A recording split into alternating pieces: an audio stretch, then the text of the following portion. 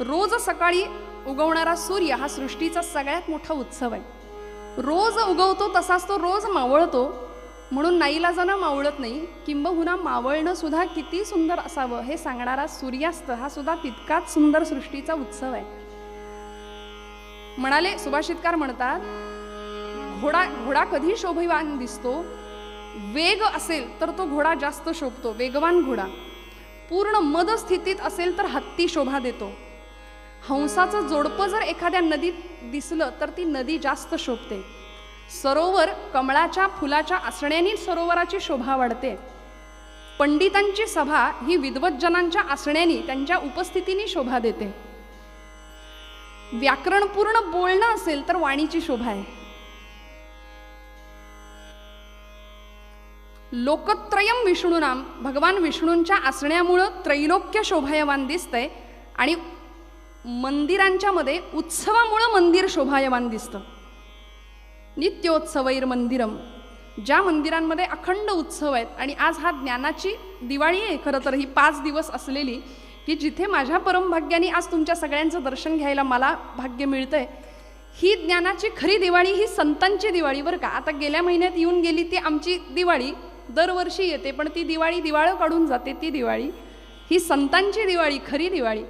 म्हणून अशा उत्सवामध्ये, अशा उत्सवप्रिय माणसांमध्ये आज कीर्तन सेवेचं भाग्य मला मिळालंय.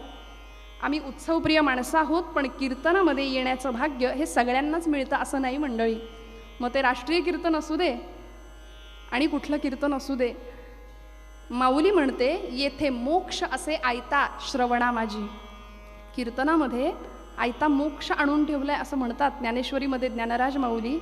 आम्हाला वाटतं मोक्ष, मुक्ती हे सगळं गेल्यानंतर मिळतं, पण हे गेल्यावर नाही, गेल्यानंतर मिळते ती गती. सत्कर्म असेल तर सद्गती, नाही तर मग दुर्गती, अशी गती. पण मोक्ष ही वस्तू, ही गोष्ट जिवंतपणे अनुभवण्याचा विषय आहे. 1.5-2 तासाच्या कीर्तनामध्ये काही क्षण असा असतो की आम्हाला सगळं विसरवायला भाग पडतो आणि आम्ही पूर्ण तदाकार वृत्तीने तिथे एकरूप होतो. ही मोक्षाची अवस्था आहे.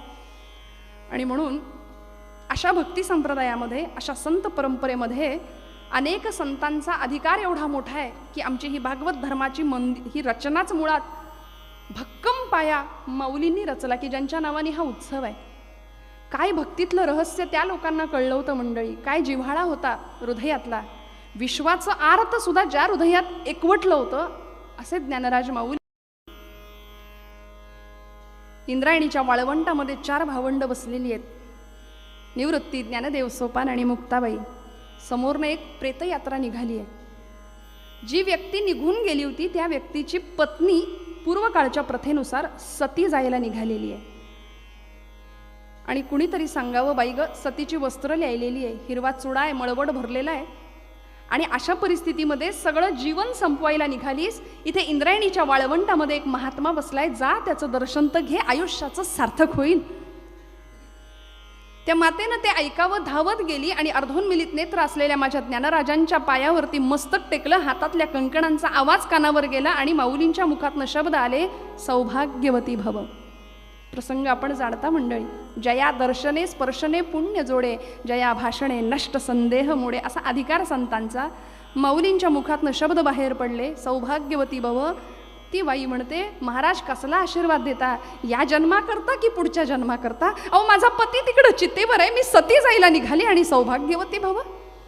ज्ञानराज उठले, एक एक एक पाऊल टाकत गेले आणि गेल्यानंतर ज्या चितेवर तो पती तिचा निजवला होता, त्या पतीच्या, त्या माणसाच्या मस्तकावरून इतक्या प्रेमाने हात फिरवावा, काय जिव्हाळा होता अंतःकरणातला, इतक्या प्रेमाने हात फिरवावा की एखाद्या पित्याने आपल्या मुलाच्या मस्तकावरून हात फिरवावा, एखाद्या आईने आपल्या बाळाच्या मस्तकावरून हात फिरवावा. आणि माऊली म्हणाले, उठ सच्चिदानंदा, उठ. सच्चिद आनंद स्वरूप असलेला तू आत्मा, तुला जाता येणार नाही, तू उठ आता. आणि झोपेतनं माणूस उठून बसावा तसा ताडकन उठून बसले. आणि पुढचा परिणाम असा, शके 1212 टीका केली पै ज्ञानेश्वरे, सच्चिदानंद बाबा आदरे लेख बुधारा. आज सच्चिदानंद बाबांनी ज्ञानेश्वरी माऊलींची लिहिली नसती तर आमच्या घरात ज्ञानेश्वरी आली नसती. माऊलींचे शब्द हवेत विरून गेले असते नेवाशाच्या मंदिरामध्ये. हा अंतःकरणातला जिव्हाळा आम्हाला संतांनी दिला. भागवत धर्माचा पाया माझ्या ज्ञानराजांनी रचला मंडळी, ज्यांच्या नावाने हा उत्सव आम्ही करतोय.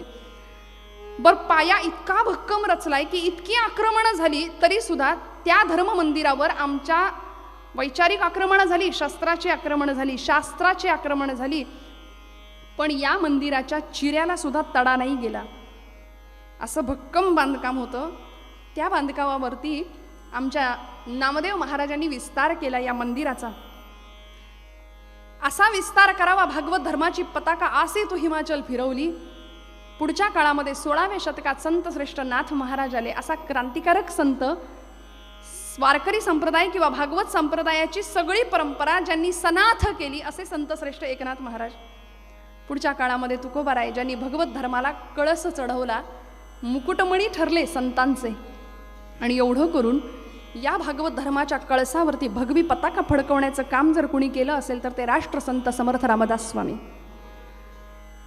म्हणून आमच्या महाराष्ट्राचे हे पंचप्राण ज्ञानमूर्ती ज्ञानदेव, नाममूर्ती नामदेव, भक्तिमूर्ती तुकोबाराय, शांतीमूर्ती एकनाथ महाराज आणि शक्तिमूर्ती समर्थ रामदास स्वामी. यातला एक जरी हरवला तरी जीवन आणि शरीर आमचं कलेवरासारखं होईल यात शंका नाही. म्हणून देवभक्ती, देशभक्ती, राष्ट्रप्रेम या सगळ्याच्या बरोबरीने आम्हाला या सगळ्या संतांचा पूर्ण आठव असणं अत्यंत नितांत गरजेचं आहे. आणि या संत परंपरेतले अधिकारी संत संत श्रेष्ठ तुकोबारायांचा प्रस्तुतचा अभंग फार सोपा, सुटसुटीत. जाणे भक्तीचा जिव्हाळा तोची दैवाचा पुतळा, आणिक नये माझ्या मना हो का पंडिता शहाणा. जाणे भक्तीचा जिव्हाळा तोची दैवाचा पुतळा, नामरूपी जडले चित्त दास त्याचा मी अंकित. आणि तुका म्हणे नवविध भक्ती जाणे तोची सिद्ध. सिद्ध भक्ताची व्याख्या केली आणि खऱ्या भक्तीचं मर्म काय, रहस्य काय, त्या भक्तीमध्ये नेमकं असलं काय पाहिजे. तुकोबारायांचा अधिकार मंडळी साधा सोपा नाही. देहूमध्ये जन्माला आले, पण त्या देहूमध्ये त्यांचा देहू कधीच रमला नाही. त्या देहूत हा देहू कधी रमला नाही म्हणून जे सदेहू वैकुंठाला गेले ते तुकोबाराय. ज्या वाणीला वेदांताचा स्पर्श होता असे तुकोबाराय रस्त्याने निघाले ना तर लोकांनी वेड्यात काढावं, अरे बघा बघा येडा तू क्या चालला म्हणून. महाराज म्हणायचे, हो आम्ही आहोत वेडे, आम्ही आहोत वेडे. जगाने आम्हाला वेड्यात काढलं. आपलंही असंच आहे ना मंडळी. आम्हा बऱ्याच जणांचा समज असा असतो, कथा, कीर्तन, नामस्मरण, प्रवचन हे सगळं कधी करायचं. म्हणजे प्रत्येकाची अशी मानसिकता आहे, रिटायरमेंट नंतर हे सगळं बघूया. आता 25शीत किंवा 20शीत कोण कीर्तन प्रवचनाला जाणार, म्हणून कीर्तनाला बसणाऱ्या श्रोत्यांचा वयोगट बऱ्यापैकी ठरलेला आहे. पण मग आम्ही कीर्तनकार असे समोर उभे राहिलो की लोक आम्हाला म्हणतात, या वयात कीर्तन.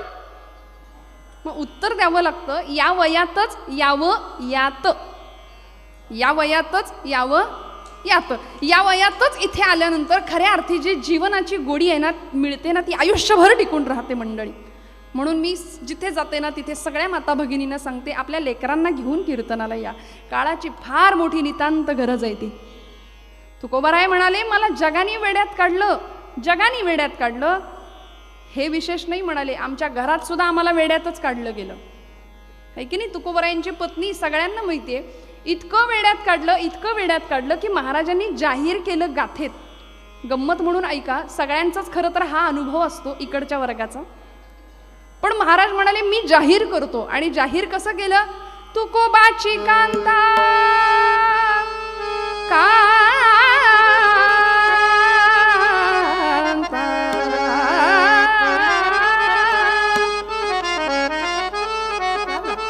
तुकोबाची कांता काय सांगते सगळ्या लोकांना, सांगे लोकापाशी. तुकोबाची कांता सांगे लोकापाशी, जातो माझा वेडा पंढरीशी, जातो माझा वेडा पंढरीशी, जातो माझा वेडा पंढरीशी.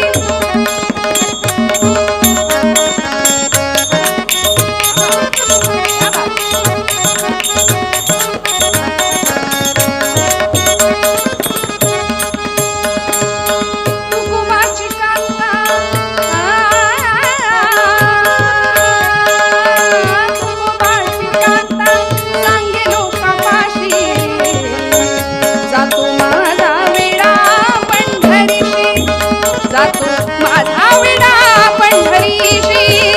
जातो माझा विडा पंढरीशी.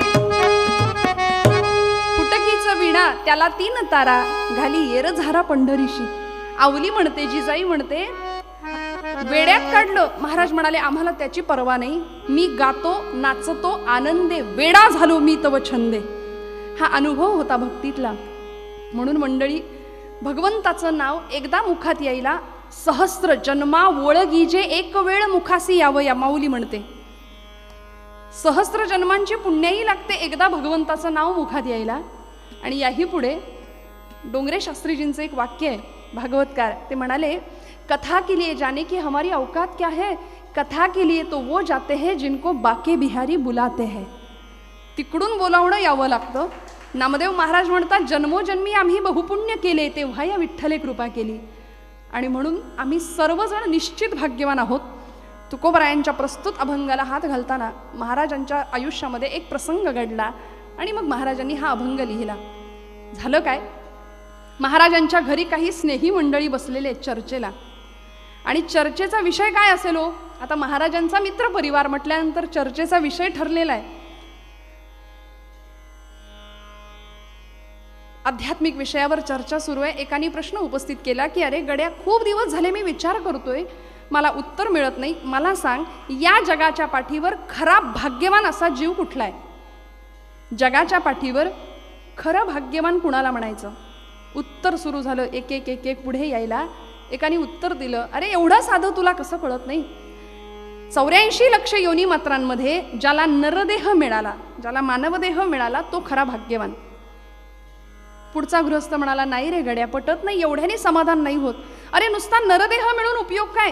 त्या देहाची ज्याला किंमत कळाली, तो खरा भाग्यवान. शरीरम आद्यम खलु धर्म साधनम. शरीर हे धर्माचं साधन आहे, हे ज्यांनी जाणलं आणि ज्यांनी बलभीमाची उपासना केली, ज्यांनी आपलं शरीर आरोग्य संपन्न राखलं, ज्यांनी बलदंड देहयष्टी कमावली, कुठल्याही प्रकारचं व्यसन त्यामध्ये नाही टाकलं, असं उत्तम शरीर ज्यांनी राखलं, तो भाग्यवान म्हणाले. तिसरा गृहस्थ म्हणाला, नाही रे, पटत नाही, या उत्तराने काही समाधान होत नाही. मला सांग, अगदी 12 रेड्यांचं बळ अंगात आहे आणि वरचा मजला रिकाम आहे, उपयोग आहे का काही? नाही म्हणाले. मग भर्तृहरी नीतिशतकामध्ये श्लोक लिहितात, विद्यानाम नरस्य रूपमधिकं प्रच्छन्न गुप्तं धनं, विद्या भोगकरी यशः सुखकरी, विद्या गुरूणां गुरु, विद्या बंधुजनो विदेश गमने, विद्या परं दैवतं, विद्या राजसुपूजिता न तु धनं, विद्या विहीन पशुः. ज्याची गणना, ज्याच्याजवळ कुठल्याही प्रकारची विद्या नाही, कला नाही, संगीत नाही, साहित्य नाही, त्याची गणना एखाद्या पशुमध्ये केली आहे म्हणाले. साक्षात पशु पुच्छ विषाणहीन. हा पुच्छ म्हणजे शेपूट, विषाण म्हणजे शिंग. शिंग आणि शेपूट नसलेला हा मानव प्राणी, असं त्याचं वर्णन केलंय भर्तृहरींनी. मग ज्याच्याजवळ तो खरा भाग्यवान म्हणाले. पुढचा गृहस्थ म्हणाला, नाही रे, नरदेह मिळाला, तो देह आरोग्य संपन्न राखला, विद्या मिळवली, एवढ्याने माणूस भाग्यवान ठरत नाही. मग म्हणाले, आधी ज्याच्याकडे पैसा आहे तो भाग्यवान. प्रसंग चालू आहे बरं, चर्चा चालू आहे. ज्याच्याजवळ प्रचंड पैसा तो खरा भाग्यवान. कारण यस्यास्ति वित्तम स नरः कुलीन. जो बलाढ्य असा धनवान असतो ना, तो कुलवान ठरतो, शीलवान ठरतो, आचार संपन्न ठरतो. स श्रुतवान स गुणज्ञा स पंडिताः स एव वक्ता स च दर्शनीयः सर्वे गुणः कांचनम आश्रयन्ते. सगळी गुण त्याच्याकडे आश्रयाला येतात म्हणाले. समजा एखाद्या संस्थेचा उद्घाटन प्रसंग आहे एखाद्या गावामध्ये, आणि त्या संस्थेच्या उद्घाटनाच्या कार्यक्रमाला पंचकृषीतला एक वक्ता बोलवला. वक्त्याचं भाषण सुंदर झालं. अध्यक्ष महाशय आले होते, प्रचंड पैसा जवळ. बोलायला उभे राहिले. फारशी कला अवगत नव्हती. वक्ता दशसहस्रेषु असं म्हणतात आणि सुरुवात केली. म्हणाले, या संस्थेला माझ्यातर्फे 10 लाख रुपयांची देणगी जाहीर. दुसऱ्या दिवशी पेपरला पहिल्या पानावर यांचा फोटो, आमच्या गावचे आचारशील, आमच्या गावचे विचारवंत अमुक अमुक अमुक यांनी या संस्थेला 10 लाखाची देणगी दिली. पण मला सांगा, हा फोटो त्या माणसाचा आहे की त्या 10 लाखाचा आहे?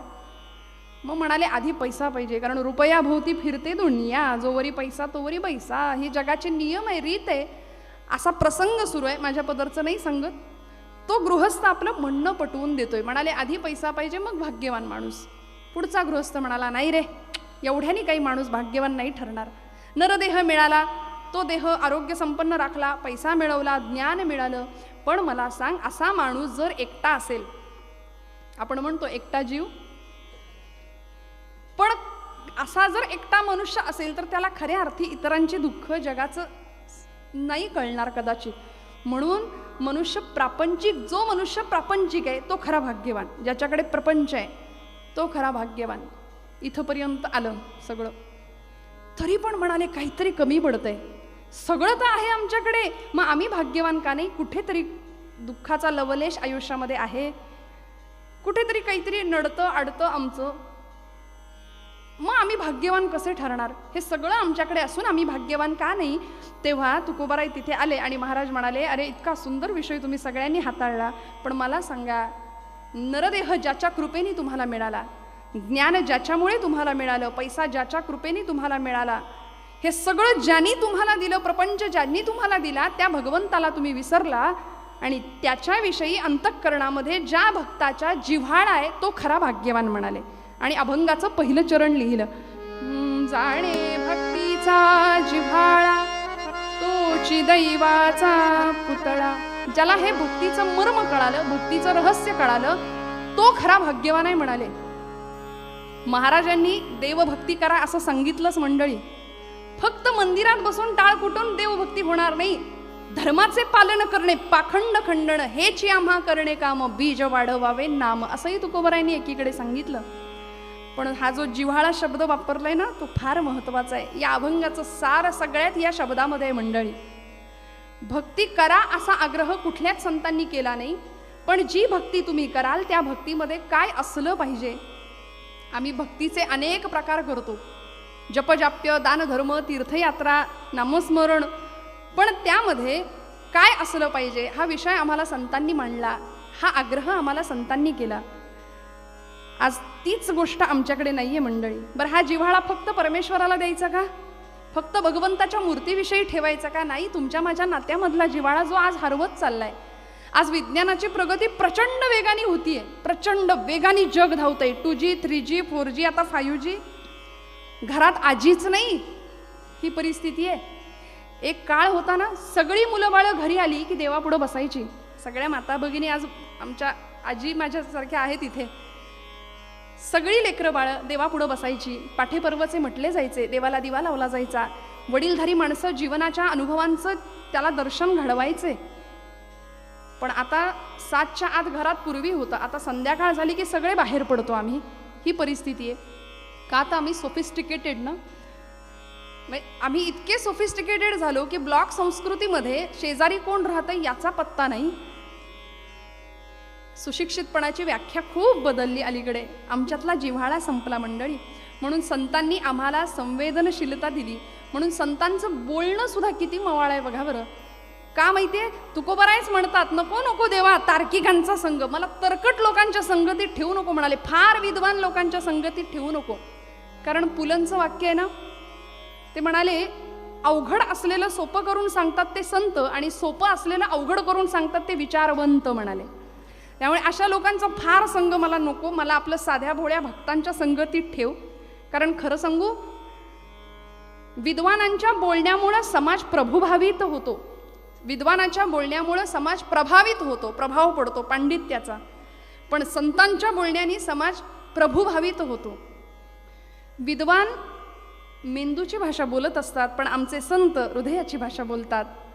विद्वानाला अर्थ पाहून बोलावं लागतं, पण संत बोलतील त्याला अर्थ प्राप्त होतो.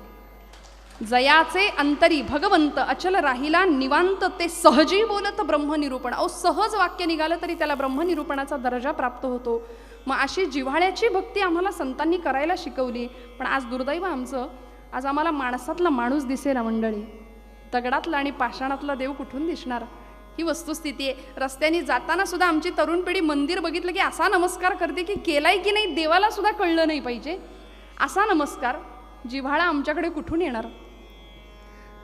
एका गृहस्थांनी मला प्रश्न विचारला होता. म्हणाले, आळंदीला एवढ्या लोकसंख्येने लोक धावत असतात, कार्तिकी एकादशी, आषाढीच्या निमित्ताने पंढरपूरला एवढ्या लाखोंच्या संख्येने लोक सगळे धावतात, काय म्हणाले त्या समाधीमध्ये खरंच ज्ञानराज आहेत का? म्हटलं आहेत, फक्त डोकं टेकवणारा दगड नसावा म्हणजे मिळवलं. आज माणसातला माणूस आम्हाला दिसेना मंडळी, म्हणून संतांनी आम्हाला ना हा जिव्हाळा दिला जो की तुमच्या माझ्याकडे आहे, फार काही त्याला द्यायचं नाही. म्हणून प्रपंचामध्ये आम्हाला सगळं बाहेरून आणावं लागतं. सकाळी उठल्यापासून रात्री झोपेपर्यंत हे संपलं आणा, ते संपलं आणा, हे संपलं आणा, सारखं आणावं लागतं. संत म्हणतात परमार्थामध्ये बाहेरचं काहीच लागत नाही, आहे ते सगळं आतच आहे, आहे ते सगळं इथं आहे. आणि हा जिव्हाळा कुठून सुरू होतो? वाचलेला किस्सा आहे, तुम्हाला एखादा मेसेज वाचला असेल, मी मुद्दाम ओघात आलंय म्हणून सांगते. हा जिव्हाळा आमचा नात्यातला, कुटुंबातला किती हरवत चालला. संतांनी आम्हाला का शिकवला हा जिव्हाळा? मुंबईहून न्यूयॉर्कहून मुंबईला एक विमान येत होतं मंडळी, आणि त्या विमानामध्ये एक 70चं जोडपं होतं. आजी आजोबा होते, 6 महिन्याचं बाळ होतं त्यांच्याजवळ. रडून आकांत चालला होता त्याचा. सगळे लोक त्याला शांत करण्याचा प्रयत्न करत होते. शेवटी न राहून एकाने विचारलं, आजोबा, आजी, हा 6 महिन्याचा मुलगा तुमच्याकडे कसा काय? म्हणाले, कोण आहे हा? त्या आजीने उत्तर दिलं. मंडळी नीट ऐका. ती आजी म्हणाली, हा माझा नातू आहे. फार लांबचं नाही सांगत मंडळी, आपल्या आसपासचा हा प्रसंग आहे. माझा नातू आहे म्हणाले हा. डिलिव्हरीसाठी आम्ही न्यूयॉर्कला गेलो, मूल जन्माला आलं, 6 महिने आम्ही तिथे राहिलो. आता मूल 6 महिन्याचं झालं. आम्हाला असं सांगण्यात आलं की या मुलाला घेऊन तुम्ही भारतात जा, 8 वर्षापर्यंत त्याला वाढवा. खूप समजूत घातली दोघांची, खूप समजूत घातली, पण ऐकायला तयार नाही. दोघंही IT फील्डमध्ये, लाखांचं पॅकेज आहे, पैशांवर लाथ मारायला धजे ना मन.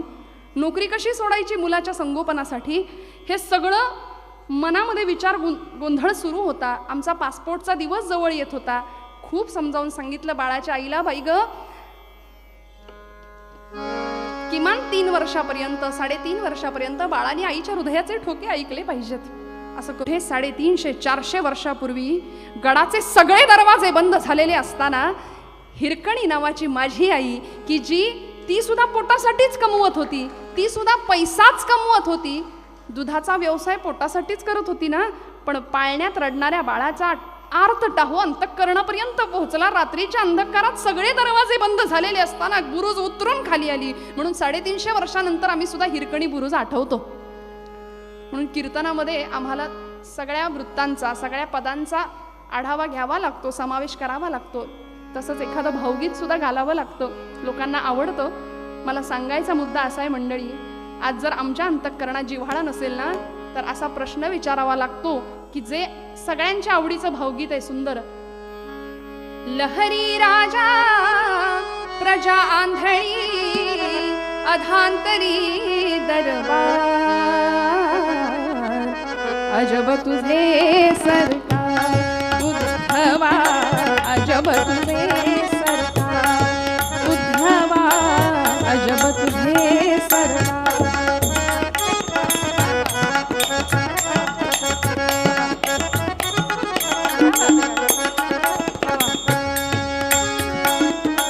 इथे फुलांना मरण जन्मता, इथे फुलांना मरण जन्मता, दगडाला पण चिरंजीविता, दगडाला पण चिरंजीविता, बोरी बाभळी खुशाल जगती, चंदन माथी कुठा, अजब तुझे सरकार.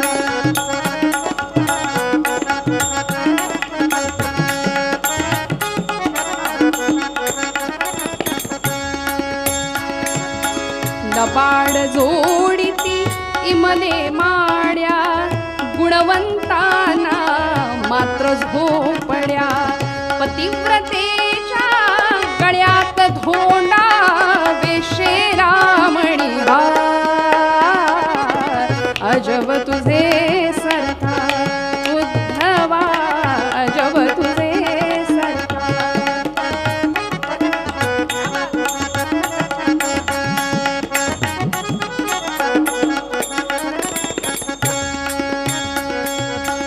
वाईट तितुके इथे पोसले, वाईट तितुके इथे पोसले, भलेपणाचे राज्य नासले,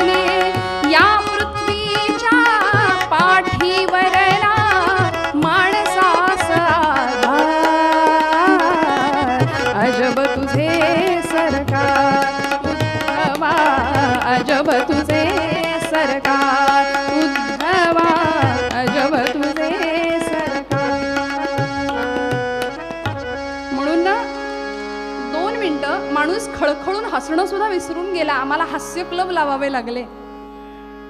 आम्हाला फोटोग्राफरला सुद्धा आम्हाला सांगावं लागतं, आता जरा हसा, स्माईल प्लीज.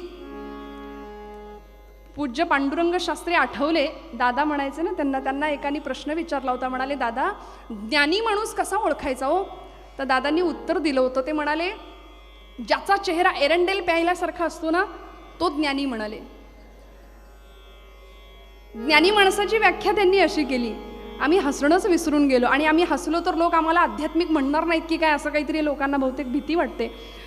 आज हा जिव्हाळा तुमच्या माझ्या हृदयामध्ये प्रगट व्हावा. मंडळी, माऊलींनी तो जिव्हाळा टिपला, विश्वाचा आर्त त्या हृदयामध्ये एकवटलं होतं. अनेक संतांनी आम्हाला संवेदनशीलताच दिली. ज्ञानराजांनी दृष्टांत दिलाय ज्ञानेश्वरीमध्ये. कुठून तो जिव्हाळा सुरू होतो बघा. मग तीही जे जे करावे ते मजची पडणे आगवे, जैसे अजात पक्षाचे जीवे पक्षिणी जिये.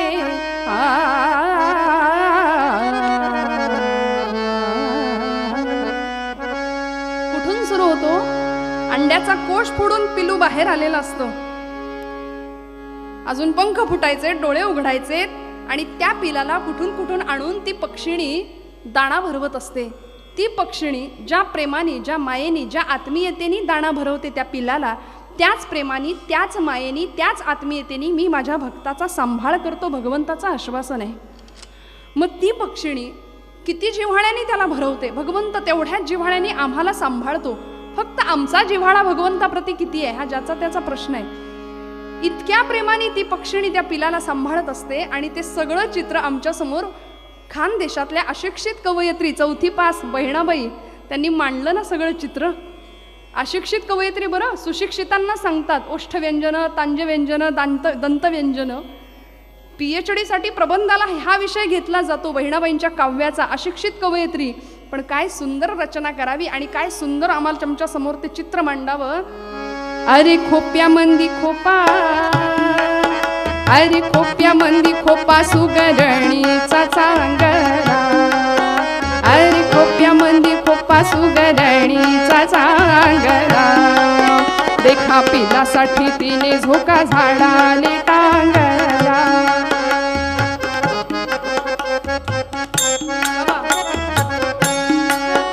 देखा पिलासाठी तिने झोका झाडाले टांगला. खोपाईन लाईन ना जसा झुलता बंगला, अरे खोप्या मंदी खोपा सुगरणीचा चांगला, एका पिलासाठी तिने झोका झाडाले टांगला. माझ्याकडे वेळ कमी आहे, कथा भाग आहे. काय सुंदर पद.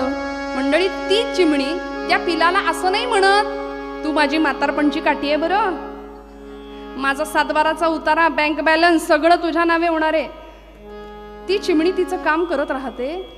तिला माहिती असतं याला पंख फुटले, डोळे उघडले की हे उडून जाणार आहे, ते स्वतःचं आकाश तयार करणार आहे. ते पिलू उडून जातं, स्वतःचं आकाश तयार करतं आणि ते आभाळ, ते आकाश बघून चिमणीच्या डोळ्यात जे आनंदाचं आभाळ साठतं, माऊली त्याला साक्षात्कार म्हणतात.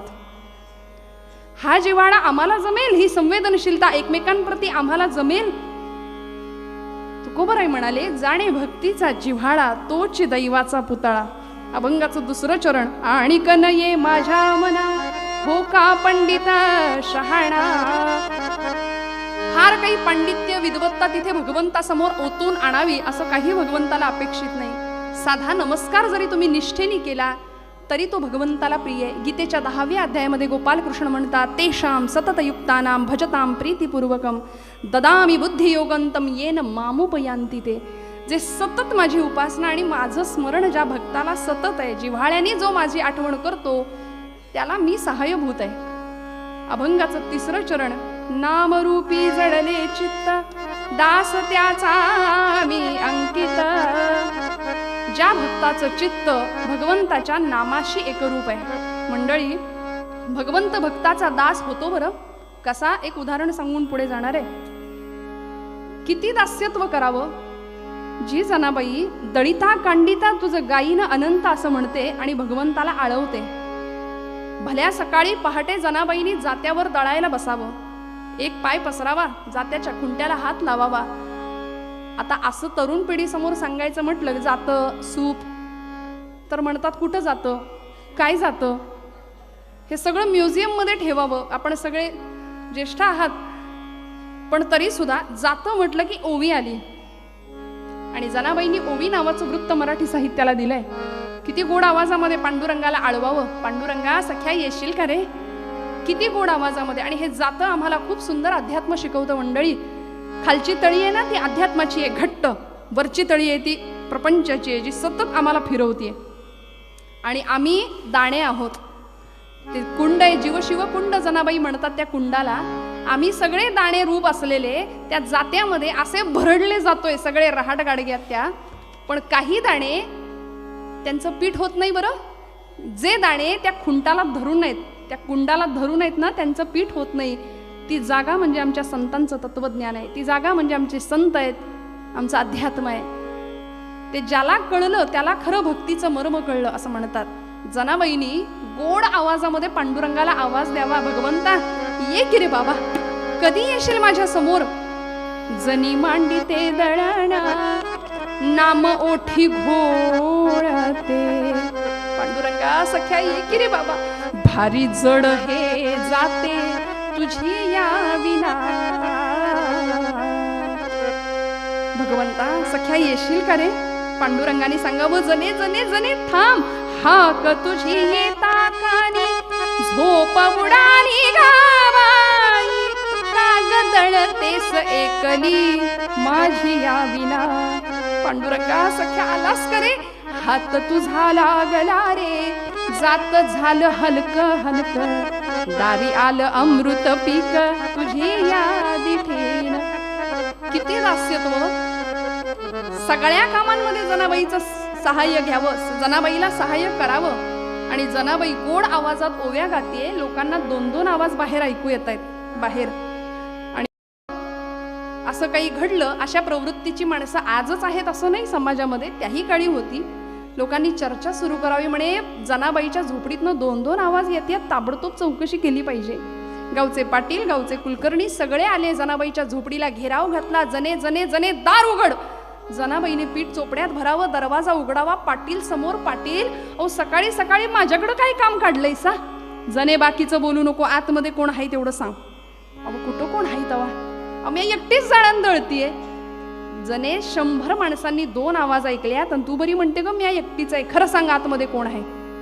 पाटील आता माझ्या बोलण्यावर विश्वास नाही तुमचा, तर वाटलं तर झडती आहे माझ्या झोपडीची, कुठं कोण आहे तवा. जने खोटं बोलू नकोस, खरं सांग कोण आलं होतं. जनाबाईने हळूच सांगावं, पाटील पंढरीचा पांडुरंग आला होता. वा ग वा म्हणे, पंढरीचा पांडुरंग तुझ्या झोपडीत, आमासनी दिसत नाही तुला दिसतो, कशाला का आला होता जने. जनाबाई म्हणते, जोंधळ्याच्या भाकरीची चव लई न्यारी, पंढरीचा राणा येतो जनाईच्या दारी. आता पाटलांच्या सगळ्या लोकांच्या डोक्यावरून हे तत्वज्ञान चाललंय. जने जने जने खरं सांग कशाला आला होता पांडुरंग, तुला दिसतो आम्हासनी दिसत नाही, असा लपवून तरी कुठं ठेवलायस ग. जनाबाई म्हणते, लपवायचा कुठं असतो, हृदयाचा बंदी खाना केला, हृदयाचा बंदी खाना केला, हृदयाचा बंदी. आत विठ्ठल कोंडिला, आत विठ्ठल कोंडिला, हृदयाचा बंदी खाना केला. 2 मिनिट. हृदयाचा बंदी खाना केला.